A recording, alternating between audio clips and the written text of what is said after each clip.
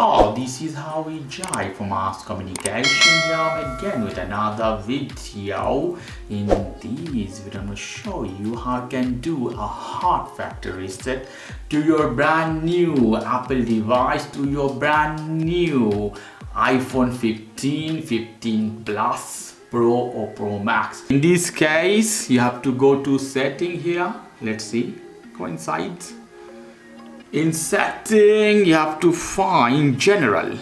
Here we go. In general, at the bottom, transfer or reset iPhone. I hit this one. You see here, reset or erase all content and setting. Be careful, before that you have to do backup of everything, whatever you have picture in iCloud or another Apple device. So hit erase all content and setting. Erase this phone, Apple data, your ID, everything will be disappear from this. Hit continue or not now. So hit continue. In this case you have to put your passcode. I hit erase now. You see again information, erase iPhone.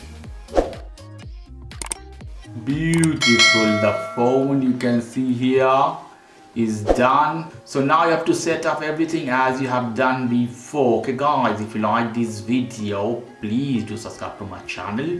If you like this segment, please give me a thumbs up. Take care till then, bye bye.